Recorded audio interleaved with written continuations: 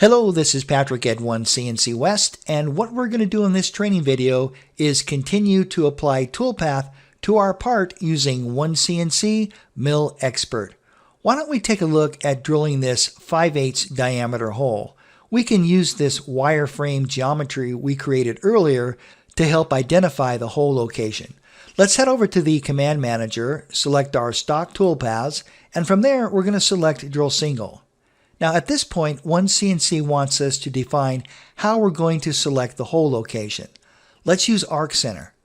We can now take the cursor and simply left-click the wireframe geometry we created, and once we've done that, we can right-hand mouse click.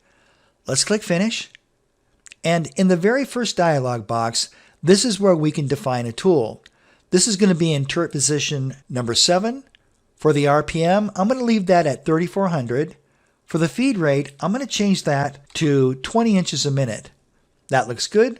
For the tool holder, let's use a 1/2 inch side lock. We'll click OK to that. Tool type is going to be drill. The overall length, I'm going to make this 1 inch 750 thousandths. For the flute length, I'm going to make this 1 inch 500 thousandths. For diameter, we're going to type in 0.625. Now you can type in a fraction if you'd like. You could type in 5 divided by 8 and then hit the equal sign on the keyboard, and OneCNC will convert that into decimal. All that looks great. Let's click Next on that. Now for rapid Z-plane, we have this set to 200 thousandths. For plunge clearance, we have that set at 50 thousandths. That's where the drill is going to start to feed down. Material top, we have 0. And for the final Z depth, why don't we make this minus 1 inch 450 thousandths. I think that looks good. Down here we have two options. We have machine cycles and automatic custom. Machine cycles is if your control supports CAN cycles. For example, if we take a look on the next dialog box, CAN cycles are things like G81, G82, and G83. However, if your control does not support CAN cycles, you can use automatic custom, and then when you click on the next dialog box, you can specify whatever parameters you want. Let's go back because I do want to use a CAN cycle for this. We'll click Next on that, and I'm going to be using a G81 drilling cycle. I think all that looks good, so let's click Finish and let OneCNC generate the toolpath. Now this looks good, but we can do better. Let me demonstrate. If we preview the toolpath, you'll notice that the drill is starting its feed move at 200 thousandths above the part. We don't need to do that. We can wrap it closer to the hole and start feeding from there. So let me show you how you can do that. Let's exit out of the preview and let's edit our machining operation. I'm going to right-hand mouse click and select Edit Operation. From here, let's push over to the next dialog box. And for material Z-top, instead of saying 0, which is at the very top of the part, for a material Z-top, why don't we make that minus 1 inch? And remember that depth of that large circular pocket is 150 thousandths. So we could say our material top is Z minus 1 inch, 150 thousandths. For the final Z depth, we're still going to leave that at minus 1 inch, 450 thousandths. Let's click Next and Finish and let OneCNC generate the toolpath. Now if we take this into preview, we're going to see this is much more efficient. Let's right-click, select Preview Toolpath. Now you can see we're performing a rapid move all the way down to 50 thousandths above the floor of the pocket. And remember, this pocket's at minus 1 inch, 150 thousandths. But you can see that our feed move starts much more efficiently, much closer to the floor of the pocket. All right, let's exit out of the toolpath preview. Let's take a look now at drilling and counterboring all 6 of these holes. To do that, we're going to be using something called the Drill Hole Wizard.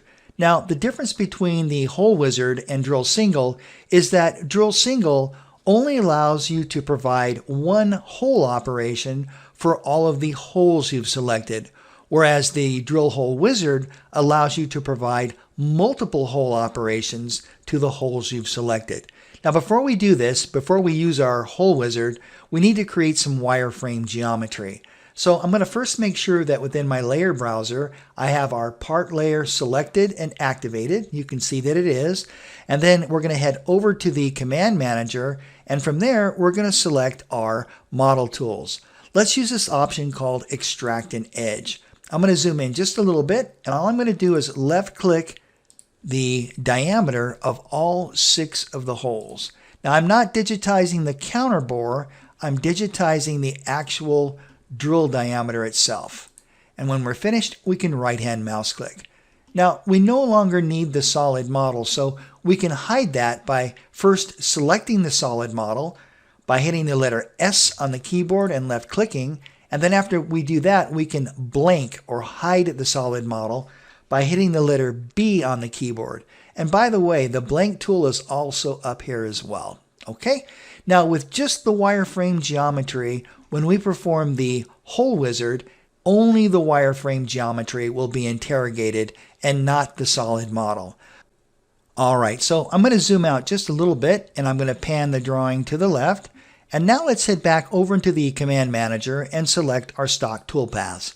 From there, we're going to select our drill hole wizard. Now the first thing that happens is OneCNC scans all of the geometry within the screen and it groups similar holes together. If we take a look within the Select Features dialog box, we can take our cursor and we can left click on any one of these groups and OneCNC will highlight the corresponding geometry. Well, I want to perform the drilling and counterboring on that group of holes and that group of holes. So we've selected both groups. Now we'll click Next. Now it's important because these holes are at different Z levels that we click this radio button next to where it says Use Geometry for Material Top. For Rapid Z-Plane, I have 200 thousandths, and for Plunge Clearance, we have 50 thousandths. Let's click Next on this, and this is where we can assign our multiple hole operations for the holes we've selected. Now the first hole operation we want to add is going to be Drill, so I'm going to take my cursor and I'm going to left click Drill. The second hole operation we want to apply is Counterbore. So I'm going to take my cursor, left click Counterbore, and there we go. We have both hole operations listed. Now we need to fill out the parameters for each one of these. Let's start with the drill hole operation. I'm going to take my cursor and I'm going to double click on the hole operation. And from there, we can fill out the parameters. Now for this tool, this is going to be in turret position number 8. For the spindle speed, I'm going to make that 3200. For feed rate, I'm going to lower that to 25 inches a minute. For the holder, again, we're going to be using the 1/2 inch side lock. We'll click OK to that. Overall length, let's make that 1 inch 750 thousandths. For the flute length, let's make that 1 inch 500 thousandths. That looks good. The diameter is 250 thousandths, included angle 118 degrees. All this looks great, so let's click Next on that. All right, now just like before, I do want to output a canned cycle. So I've got machine cycle selected, and over here for hole depth, I'm going to use absolute. And for the final Z depth, we're going to say minus 1 inch 400 thousandths.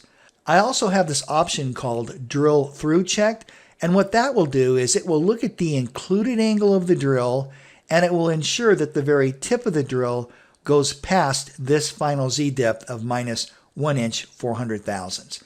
Let's click Next on this. We're going to be using a G81 can cycle. That looks very good, so we'll click Finished. All right, so now that we filled out the parameters for our drill hole operation, now let's take a look at the counterbore hole operation. Again, I'm going to double click, and now we can fill out the parameters just like we did before.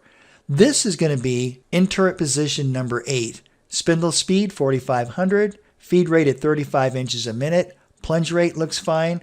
We're going to be using an end mill, and for the holder, let's go back to our 1/2 inch side lock for that. Overall length, I'm going to make this 1 inch 500 thousandths. For the flute length, I'm going to make this 1 inch 250 thousandths. For diameter, 1/4 inch or 250 thousandths is perfect. Let's click Next on that. Now for hole style, there's many different strategies we can use. I'm going to use a profile operation for this. We don't have a taper angle, so I can leave this set to 0. And the diameter of the counterbore is 350 thousandths. Now for hole depth, instead of using absolute, I'm going to use incremental because I want this toolpath to be incremental from those arcs we extracted from the solid model earlier. So incremental is going to work perfect. And because it's incremental, I can say the hole depth is going to be 0. In other words, have the bottom of the tool go right to where those arcs are. Great, let's click next on that. For approach style, we can use plunge because we've already drilled the holes. We're going to climb cut. We'll click next on that. Leave for finish. I'm going to say 0 because this is going to be a finish pass. Let's go ahead and click finish. And there we go. Now that we've defined the hole parameters for both of our hole operations, we can click finished. And if you take a look over here within the graphics, you'll notice that OneCNC has drilled and counterbored all 6 of those hole locations. Now let's take a look at machining the chamfers for all 6 of the hole locations. To do this, we're going to need some more wireframe geometry. So let's head down to the layer browser, and I'm going to click on the little eye just to the left of the part layer. That's going to turn our solid model back on. Very good. So now we need to extract that geometry. So we're going to head back over to the command manager. We're going to go into our model tools, and from there we're going to use extract an edge. I'm going to zoom in just a little bit. I'm going to take my cursor and left click, and all I'm doing is I'm left clicking at the very base of the chamfers. Now that looks good for those 4 chamfers, and we'll do exactly the same for the chamfers located on the tapered face. I'm going to left click, and when I'm done, I can right hand mouse click. Very good. All right, so let's apply toolpath to these 4 holes up at the top because we're going to be needing to perform a different type of machining operation to machine the chamfers that are on a taper. Okay, so let's machine these flat chamfers first. We're going to head over to the command manager. We're going to select our stock toolpaths, and from there we're going to select chamfer edge. The first thing we need to do is select the chamfers. Now we want to select these in the order that we'd like to machine. So I'm going to take my cursor, left click, and we get our arrows. And remember, the arrows determine the side and direction of cut.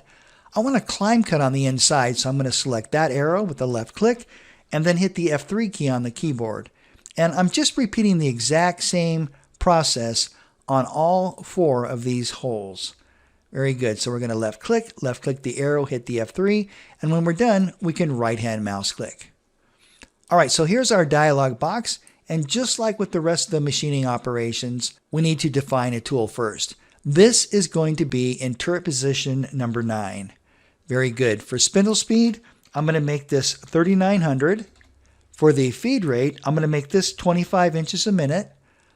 And for the holder, let's go back and use a 1/2 inch side lock again. And tool type is going to be chamfer. Overall length, let's make this 1 inch 500 thousandths.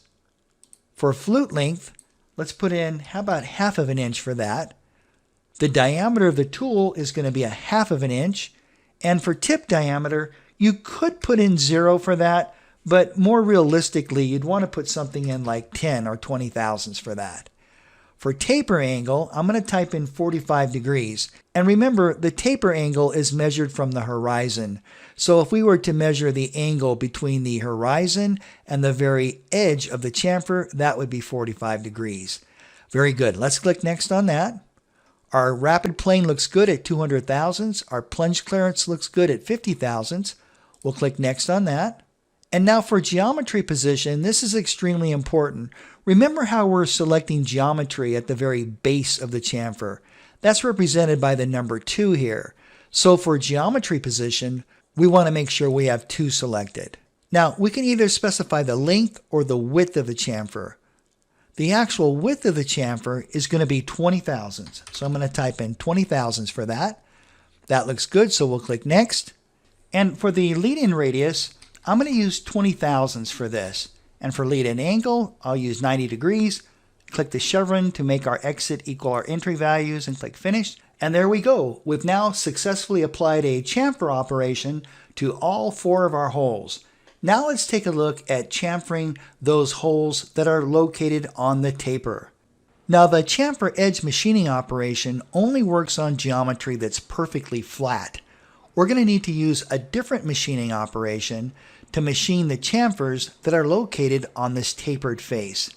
I think a good machining operation to use would be this one called Engrave All 3D.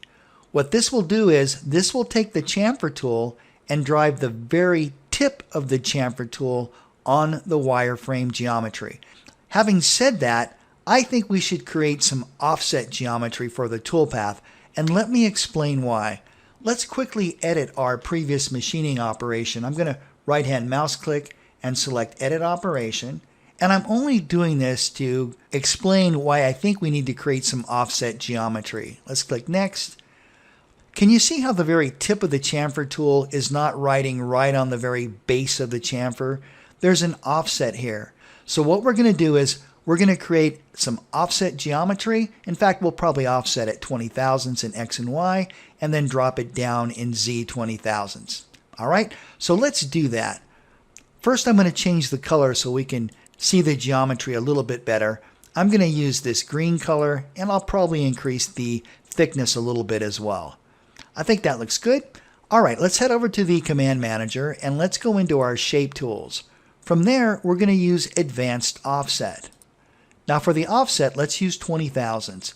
I'll click OK. Zoom in a little bit.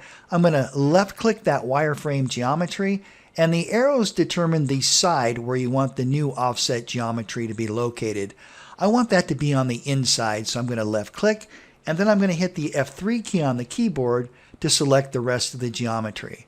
It says Continue Offsetting. I'm going to say No, and now you can see the geometry there. Very good. Let's do the same for the other hole location. We'll go back into Advanced Offset, 20 thousandths. We'll click OK. Left-click the arrow on the inside, hit the F3 key on the keyboard, Continue Offsetting, No. Now that looks good. We've offset the geometry in X and Y. Now we need to drop that geometry down along the Z axis. So let's select by color. We're going to select all the green geometry. We're going to go into our Move command, Move Increment. Now if you don't see your incremental dialog box, just click on the little ink button. And for Z ink, we're going to type in minus 20 thousandths. We'll click OK. And that's it. We've now created our offset geometry, and it's offset in X, Y, and Z, and that's going to be perfect to drive the very tip of our chamfer tool. Very good. Now the only geometry we need to look at right now is the green geometry, and that's because this machining operation, Engrave All 3D, is going to try to engrave everything it sees on the screen. So what we need to do is hide the geometry we don't need to engrave. We can do that by simply selecting by color. I'm going to select all the gray and the blue. We'll click OK. And then I can hit the letter B on the keyboard to blank that geometry out. And now the Engrave All 3D command can only see the green geometry. I think that looks good, so let's execute the command. Let's take our cursor and left click on the Engrave All 3D command. And for the very first dialog box, let's use the exact same tool we used earlier on this previous chamfer operation. That's going to be in turret position number 9. The spindle speed is going to be 3900. That looks good. For the feed rate, we'll say 25 inches a minute. Plunge rate, 12.5 inches. Chamfer tool, overall length is going to be 1.5 inches. And for holder, let's go with the 1/2 inch side lock. That looks good. Flute length, 0.5. Diameter, 0.5. Tip diameter, 10 thousandths. 45-degree taper angle. That all looks great. Let's click Next on that. Our clearances look good. Rapid Z-plane at 0.2. Plunge clearance, 50 thousandths. Material Z-top, 0. We'll click Next. And we don't need to take multiple depths of cut. That's why we have none selected. We'll click Finish and let OneCNC generate the toolpath. That looks great. Now, why don't we turn the rest of our geometry back on, and why don't we simulate all of our toolpath? Let's head over to the NC Manager, and what we're going to do is take our cursor, we're going to right-hand mouse click on the toolpath group and select Simulate Rest. For the stock type, we're going to use Stock Model. We'll click OK to that and let OneCNC simulate the toolpath.